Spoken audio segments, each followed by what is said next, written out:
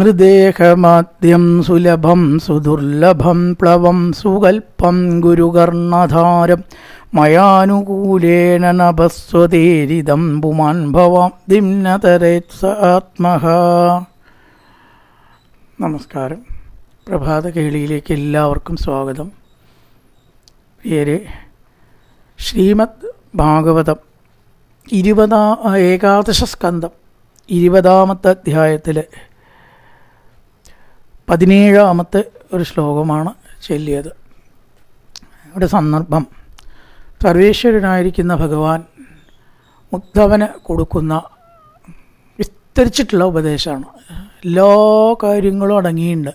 ആണ് വിസ്തരിച്ചിട്ടെന്ന് പറഞ്ഞാൽ ഒരു ഭാഗവും ഇനി ആ ഉപദേശത്തിൽ കൊള്ളിക്കാനില്ല. അങ്ങനെ സമഗ്രമായ ഉപദേശം.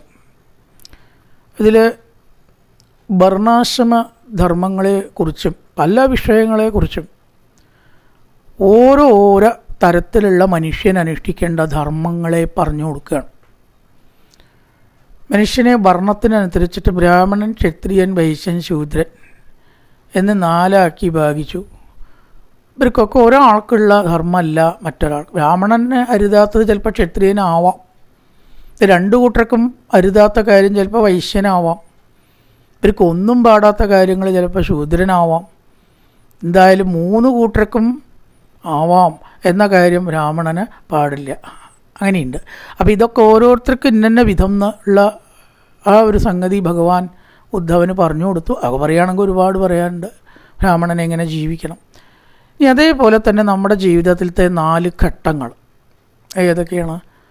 ബ്രഹ്മചര്യം 25 കൊല്ലത്തോളം, ഏകദേശമായിട്ടോ 100 കൊല്ലം ജീവിക്കുന്ന ഉറപ്പൊന്നുമില്ല. പിന്നെ ഒരു 25 കൊല്ലം എത്ര ഏകദേശമോ വേണ്ടു. ഒരു ലൗകികനായിട്ട് നമ്മൾ ജീവിക്കേണ്ടത് ഈ പിറന്നാളും ഇല്ലേ, ഷഷ്ടിപൂർത്തിയും ബർത്ത്ഡേ ഫങ്ഷൻസും ഒക്കെ എപ്പം നിർത്തണം അറിയോ? 50 വയസ്സിൽ നിർത്തിക്കോളാനാണ് പറയും. അതുവരെയൊക്കെ ആവാം. അപ്പം അങ്ങനത്തെ ലൗകികമായിരിക്കുന്ന ആ മുങ്ങിപ്പൊങ്ങൽ ഒരു 50 വയസ്സ് കഴിഞ്ഞാൽ നിർത്തുക. എന്നിട്ടോ വാനപ്രസ്ഥം. പിന്നെ പോവുകയാണെന്ന് വെച്ചാൽ വല്ല ഈശ്വര കാര്യങ്ങൾക്കോ സപ്താഹങ്ങൾക്കോ സത്സംഗങ്ങൾക്കോ പോവാം. തീർത്ഥയാത്രയ്ക്ക് ആരോഗ്യം ഉണ്ടെച്ചാൽ പോവാം, ഇല്ലെങ്കിൽ പോവാൻ നിൽക്കണ്ട. അവിടെ ഇവിടെയൊക്കെ പോയിട്ട് വീണിട്ട് ബുദ്ധിമുട്ടുണ്ടാക്കണ്ട എന്നർത്ഥം. വെയ്ക്കെങ്കിൽ തീർത്ഥയാത്രയ്ക്ക് പോവാം, അതും കുറച്ച് കഴിഞ്ഞാൽ നിർത്താം എന്നാണ്. പിന്നെ ഈശ്വര കാര്യത്തിൽ മുഴുകി ലോക കാര്യങ്ങളിൽ നിന്ന് വിട്ടു നിൽക്കുന്നതിനെ നമുക്ക് വാനപ്രസ്ഥം എന്ന് പറയാം. കാട്ടിൽ പോകലാണ് പണ്ട്. ഇപ്പം അത് പ്രായോഗികമല്ല, കാടന്നെ ഇല്ല. പിന്നെ എങ്ങനെയാണ്? ഇനി അതും കഴിഞ്ഞിട്ടാണ് സന്യാസം. ഒന്നുകൂടി ചുരുങ്ങി കർമ്മത്തെ തീരെ വിടുക. അമ്പലത്തിലും പോകണമെന്നില്ല, തീർത്ഥയാത്രയും വേണമെന്നില്ല, ക്ഷേത്രയാത്രയും വേണമെന്നില്ല, ഒന്നും വേണമെന്നില്ല, ഒന്നുമില്ല. എല്ലാ കർമ്മത്തിൽ നിന്നും വിട്ടുനിന്ന് മനസ്സിൽ ഈശ്വരനെ കണ്ട് അങ്ങനെ കഴിഞ്ഞുകൂടുക. ആരെ പറ്റിയും ചിന്തിക്കേണ്ട, ഒന്നിനെ പറ്റിയും ചിന്തിക്കേണ്ട. വാനപ്രസ്ഥത്തിലുള്ള അത്രയും പോലും കാര്യങ്ങളില്ല. എന്നിട്ട് ഉദ്ധവൻ എന്താ ഭഗവാൻ പറഞ്ഞു കൊടുക്കണം? ഉദ്ധവ, ഈ 4 ഘട്ടങ്ങൾ ആരൊക്കെയാ? ബ്രഹ്മചാരി, ഗർത്തൻ, വാനപ്രസ്ഥൻ, സന്യാസി. അതുപോലെ ബ്രാഹ്മണൻ, ക്ഷത്രിയൻ, വൈശ്യൻ, ശൂദ്രൻ. ഇതിനെയൊക്കെ ഞാൻ അങ്ങയോട് പറഞ്ഞു കഴിഞ്ഞു. ഇനി ഒടുവിലെന്താണ് പറയാൻ പോണത്? ഒരു ഘട്ടത്തിലെത്തുമ്പോൾ യഥാർത്ഥ സന്യാസിക്ക് ഗുണമോ ദോഷമോ ഒന്നും തന്നെ ചിന്തിക്കേണ്ടതില്ല എന്ന്. വിധിശ്ച പ്രതിഷേധശ്ച നിഗമോ ഈശ്വരസ്ഥിതേ. ഏതാണ് ശരി, ഏതാണ് തെറ്റ് എന്നുള്ള ചിന്തകൾ പോലും ഒരു ഘട്ടത്തിൽ അവസാനിക്കുന്നു. ജ്ഞാനം പൂർണ്ണമായ. ശുദ്ധം അശുദ്ധം ഈ 2 കാര്യം ആർക്കില്ല? സന്യാസിക്കില്ല. എവിടെ തരാഴ്ച കിടക്കുക, എന്തേ ഒരാഴ്ച കഴിക്കുക ഭാഗത്തേക്ക്. അവിടെ ഒരു അശുദ്ധങ്ങളും ഇല്ല. അപ്പോൾ ഒരു ഘട്ടം എത്തിക്കഴിഞ്ഞാൽ ബാക്കിയൊക്കെ വിടാം. താൻ ബ്രാഹ്മണനാണോ, ക്ഷത്രിയനാണോ, വൈശ്യനാണോ, ആരെങ്കിലുമാണോ, ബ്രഹ്മചാരിയാണോ, സന്യാസമൊക്കെ വിട്ടേക്കൂ. ഇതെല്ലാം വിട്ട് മറ്റൊരു പ്രധാന കാര്യത്തിലേക്ക് വരിക. അതാണ് ഇവിടെ ശ്ലോകത്തിൽ പറഞ്ഞത്. നൃദേഹമാദ്യം സുലഭം സുദുർലഭം. ഒരു മനുഷ്യ ശരീരമാണോ? അത് നോക്കിയാൽ മതി. അതാണല്ലോ അതെ. അത് സന്യാസിയാവണോ, ബ്രാഹ്മണനാണോ, ക്ഷത്രിയ ഒക്കെ വിടുക. മനുഷ്യ ശരീരമാണോ? അതെ. അങ്ങനെയാണെങ്കിൽ ആ മനുഷ്യ ശരീരം നമുക്ക് ഒരു തോണിയായിട്ടെടുക്കാൻ പറയുകയാണ്. എന്തിന്? സംസാരമാകുന്ന സാഗരത്തെ കടക്കാൻ. നല്ലൊരു സാഗരത്തിലാണ് നമ്മൾ വന്ന് പെട്ടത്. ചില്ലറ സാഗരമൊന്നും അല്ല കേട്ടോ. സാധാരണ സമുദ്രത്തിൽ വല്ല ജലജീവികളും തിമിംഗലമൊക്കെ ഉണ്ടാവുള്ളൂ. ഇത് അതുമല്ല, അതിലും ഗേമായിട്ടുള്ള സംഗതികളുണ്ട് അവിടെ അല്ലേ. ചില ആൾക്കാരുടെയൊക്കെ ഇടയിൽ കഴിച്ചു കൂട്ടാൻ. അപ്പോൾ അപാര സമുദ്രം കടക്കണമെങ്കിൽ എന്ത് വേണം? തോണി വേണം. അതാണ് ഉദ്ധവ ഈ മനുഷ്യ ശരീരം. അപ്പോൾ മനുഷ്യ ശരീരമാകുന്ന തോണി, പിന്നെയോ സുലഭം സുദുർലഭം പ്ലവം സുകൽപ്പം ഗുരുകർണധാരം. ഇതിനായിക്കൊണ്ട് തുഴയാനൊരാൾ വേണം. നമുക്കെല്ലാവർക്കും തോണി തുഴയാൻ വശമുണ്ടോ? ഇല്ല. അപ്പോൾ അതിനുള്ള ഒരാളാണ് ആര്? ഗുരുനാഥൻ. ഗുരുനാഥനാകുന്ന ഒരു തോണിക്കാരനുണ്ടെങ്കിൽ ഈ മനുഷ്യ ശരീരമാകുന്ന തോണിയെ നമുക്ക് മെല്ലെ തുഴഞ്ഞ് നീക്കാം. ഇനി അതുമാത്രം മതിയോ? നല്ല കാറ്റാണ്ടടിച്ചു, നല്ല തുഴക്കാരനായിട്ട് വല്ല കാര്യമുണ്ടോ? തോണി തലകുത്തി മറിയും ഇല്ലേ? നമ്മൾ വെള്ളത്തിൽ നിലയില്ലാണ്ട് കുടുങ്ങും. അപ്പോൾ എന്ത് വേണം? നല്ല കാറ്റ് അനുകൂലമാവണം.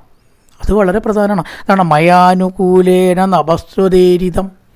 എൻ്റെ അനുഗ്രഹമാകുന്ന, ഈശ്വരാനുഗ്രഹമാകുന്ന, ദൈവാധീനം എന്ന് നമ്മൾ പറയുന്നത് ആകുന്ന അനുകൂല കാറ്റ് വേണം. ഇപ്പോൾ ഒരു ഗുരുനാഥൻ എല്ലാ ശിഷ്യന്മാർക്കും ഒരേപോലെ എത്ര അനുഗ്രഹം കൊടുക്കുക. പക്ഷെ ചില ആൾക്കാർക്ക് അത് നല്ലോണം ശോഭിച്ചിട്ട് അങ്ങോട്ട് സൂര്യനെ പോലെ ഉച്ചകോടിയിലെത്തും ഇല്ലേ? ശരിയല്ലേ?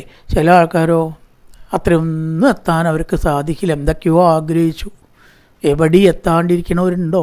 ഉണ്ട് ഇല്ലേ? ഉണ്ടോ ഇല്ലയോ? ചിലരെ നമ്മൾ അങ്ങനെയും കാണുന്നുണ്ട്. അതെന്താ കാരണം? അത് ദൈവാനുഗ്രഹമില്ലായ്മ. ഗുരുവിൻ്റെ കുറവല്ല, ഗുരുവിനെ കുറ്റം പറയാനില്ല. ഗുരുവിന് അങ്ങനെ ഇല്ല. നല്ല ഗുരുനാഥന്മാർക്ക് എല്ലാ ശിഷ്യന്മാരും ഒരുപോലെയാണ്. പക്ഷെ തെളിഞ്ഞ് കിട്ടുന്ന ആ ഒരു കാര്യമുണ്ടല്ലോ, അത് ഇവരുടെ ഭാഗ്യം പോലെയാണ്. അപ്പം അത് ദൈവാധീനം വേണം. മയാനുകൂലേന നഭസ്വതേരിതം, അഥവാ എൻ്റെ അനുഗ്രഹം കൂടി അവർക്ക് ഉണ്ടാവണം. അതിനെന്താ വേണ്ട? ഉപാസന. അതിന് ഉപാസനയും ഭക്തിയേ വേണ്ടൂ. പൈസ ചിലവോ വലിയ തപസ്സോ ഒന്നും ആവശ്യമില്ല. അപ്പോൾ അതുകൊണ്ട് എന്നെ സന്തോഷിപ്പിക്കുക. മയാനുകൂലേന നഭസ്വതേരിതം. എന്നിട്ട് പുമാൻ ഭവാബ്ദിം നതരേസാത്മ. അങ്ങനെ ഉള്ള മാർഗത്താൽ ഈ ഭവാബ്ദി സമുദ്രം കടക്കണം. കടന്നിട്ടില്ലെങ്കിലോ അവൻ ഏറ്റവും വലിയ പൊട്ടനും വെട്ടിയൻ. ഇവിടെ പറഞ്ഞിട്ടത് ആത്മഹത്യ ചെയ്യണതിന് തുല്യമാണെന്നാണ്. അതിനേക്കാൾ നികൃഷ്ടമാണത്രേ ഉള്ളിലുള്ള ആത്മാവിനെ ഉപദ്രവിക്കുക, പൊരിക്കുക, ആത്മാവിനെ വളരെയധികം ക്ലേശിപ്പിക്കുക. എങ്ങനെയാണ്? ഭഗവാനെ വിട്ട് ലോകകാര്യങ്ങളിൽ അങ്ങനെ മുഴുകി ശരിയും തെറ്റും നോക്കാണ്ട തോന്നിയ പോലെ ജീവിച്ച് ആ ആത്മാവ് ഇതിനകത്ത് ക്ലേശിക്കുകയാണ്. നമ്മൾ പുറമേക്കുള്ള സന്തോഷിക്കുന്നതൊന്നും ആത്മാവിന് സന്തോഷമല്ല. അതാണ് നമ്മൾ മനസ്സിലാക്കേണ്ട ഒരു കാര്യം. മനസ്സിലാക്കാത്തതും അതാണ്. നല്ല സുഖമായിട്ട് ജീവിച്ച ആത്മാവ് സുഖിച്ചു എന്നർത്ഥമില്ല. ഇതിനകത്ത് ആത്മീയമായിട്ട് ഉള്ളത് ചെയ്താലേ അതിന് സുഖം ഉണ്ടാവുള്ളൂ. അതുകൊണ്ട് അതിനെ വേണ്ടത് കൊടുക്കാതെ ഈ ലോകത്തിൽ കഴിഞ്ഞുകൂടിയാൽ അവനെ ആത്മഹത്യക്കാരൻ എന്ന് പറയണം. ഏറ്റവും നികൃഷ്ട പ്രവൃത്തിയാണ് ആത്മഹത്യ എന്നാണ്. അതുപോലെ ഒരു നിഷ്ഠുരനാവും ഒരാൾ തൻ്റെ ആത്മാവിന് ലേശെങ്കിലും ഈശ്വരമാർഗം, ഈശ്വര രീതിയിലുള്ള ആനന്ദം കൊടുത്തില്ലെങ്കിൽ. അത് കൊടുക്കാനുള്ള ബാധ്യത നമുക്കുണ്ട്. നമ്മുടെ ആത്മാവിന് നമ്മളല്ലാണ്ട് ആരാണ് ഈശ്വരീനോട് കൂടി ചേർക്കുക? അപ്പം അത് അതിൻ്റെ ഉള്ളിൽ കിടന്നിങ്ങനെ പെടയുകയാണ്. നമ്മൾ വിചാരിക്കും നല്ല ഭക്ഷണം കഴിക്കണ സുഖമാണെന്ന്. അല്ല, ആ ആത്മാവിനെ നശിപ്പിക്കരുത്, അതിന് ഉന്നതി കൊടുക്കണം. അതിനുള്ള ബാധ്യത നമുക്കുണ്ട്. അങ്ങനെ ചെയ്യാത്തവൻ ഏറ്റവും വലിയ മൂഢനും നികൃഷ്ടനും ദുഷ്ടനും എന്നൊക്കെ പറയാം. എന്തൊക്കെ പറഞ്ഞാലും കുഴപ്പമില്ല എന്നാണ്. അതാണ് ആത്മഹത്യക്കാരൻ, ആത്മാവിനെ കൊല്ലുന്നവൻ. അത് ചെയ്യരുത്. അതുകൊണ്ട് എന്ത് ചെയ്യുക? നല്ലൊരു തോണി നമുക്ക് കിട്ടിയിട്ടുണ്ട് ഈ സമുദ്രം കടക്കാനായിട്ട്. ഭവാബ്ദിയായിട്ടുള്ളതിൽ കടക്കാനുള്ള തോണി. നല്ലൊരു ഗുരുനാഥനെ കണ്ടെത്തുക. ആരാണത്? ശാബ്ദേ പരേച്ച നിഷ്ണാഥനാണ് ഗുരുനാഥൻ. ഈശ്വരാനുഭവം ഉള്ളവനാണ് ഗുരുനാഥൻ. സമ്പത്തുള്ളവൻ എന്ന് പറഞ്ഞില്ല കേട്ടോ. സമ്പത്തുള്ളവൻ ഗുരുനാഥനാണെന്ന് പറഞ്ഞില്ലേ അവിടെ. ആത്മീയ സമ്പത്തും പുറത്തേക്കുള്ള സമ്പത്തും വേറെയാണ്. കുറച്ച് കാശുണ്ടായിച്ചുകൊണ്ട് അവന് വല്ല ആത്മീയ ഉന്നതി ഉണ്ടാവണമെന്നുണ്ടോ? ഒരു ഉന്നതി ഉണ്ടാവണമെന്നില്ല. ഉണ്ടോ? അപ്പോൾ ആത്മീയമായിട്ട് ഉയർന്ന ചിന്താഗതിയുള്ളവൻ, അതിൻ്റെ ഗുണം പറയാൻ തുടങ്ങിയാൽ കുറേ ഉണ്ട്, ഇപ്പം ഒന്നും കഴിയില്ല. അപ്പോൾ അത്തരം ഗുരുവിനെ, ഉത്തമനായിട്ടുള്ള ഗുരുവിനെ തുഴയാനുള്ള ആളാക്കിയിട്ട് കണ്ടെത്തുക. എന്നിട്ടോ കാറ്റനുകൂലമാവണം, തോണി മുങ്ങരുത്. ഭഗവാനെ നല്ലപോലെ ഭജിക്കുക. ഒരു ഗുരു ഉണ്ടാവുക, നല്ലപോലെ ഭഗവാനെ ഭജിക്കുക. ശരീരം കൊണ്ട് ആത്മീയ അനുഷ്ഠാനം ചെയ്യുക. അനുഷ്ഠാനങ്ങളൊക്കെ വേണ്ട പോലെ ചെയ്ത് അല്ലാതെ ആത്മാവിനെ ക്ലേശിപ്പിക്കാതെ ഈശ്വരനോട് കൂടി ചേർക്കണം. അങ്ങനത്തെ ആളാണ് ഉദ്ധവ, ഈ മനുഷ്യജന്മത്തെ സാർത്ഥകമാക്കുന്നവൻ എന്ന് ഭഗവാൻ എല്ലാവർക്കും വേണ്ടിയിട്ടാണ് കേട്ടോ ഉദ്ധവന് പറഞ്ഞു കൊടുക്കണത്. ഉദ്ധവന് വേണ്ടിയിട്ട് മാത്രമാണോ? അല്ല, എല്ലാവരും ഈ മനുഷ്യ ശരീരമാകുന്ന തോണി നല്ല ആളെ കൊണ്ട് തുഴയിക്കുക. വല്ലവരുടെ കയ്യിലും കൊടുത്താൽ വെള്ളത്തിൽ മറിയും. നല്ല ഗുരുനാഥനെ തുഴയാൻ ഏൽപ്പിച്ചാൽ ഭഗവാനാകുന്ന ആ ഉപാസനയുടെ ഫലം കൂടി കിട്ടിയാൽ കാറ്റ് ശരിക്ക് വീശിക്കോളും. അപ്പോൾ നമുക്ക് എന്തുണ്ടാവില്ല, അതീന്ത്യയിൽ നിന്ന് തോണി മറിയുകയോ ഇളകുകയോ ചെയ്യാതെ ലക്ഷ്യസ്ഥാനത്ത്, ഏതാ ലക്ഷ്യസ്ഥാനം? ഈശ്വരനിൽ തന്നെ ചേരാം. എവിടുന്നാണോ നമ്മൾ വന്നത് അവിടേക്ക് തന്നെ നമുക്ക് എത്തിച്ചേരാം എന്ന് പറഞ്ഞുകൊണ്ടാണ് ഈ ശ്ലോകം പറയണത്. നൃദേഹമദ്യം സുലഭം സുദുർലഭം പ്ലവം സുകൽപ്പം ഗുരുകർണധാരം മയാനുകൂലേന നഭസ്വതേരിതം പുമാൻ ഭവാപ്തിം നതരേത് സ ആത്മഹ. നല്ലൊരു പ്രഭാതം എല്ലാവർക്കും ആശംസിച്ചുകൊണ്ട് നിർത്തുന്നു. നമസ്കാരം.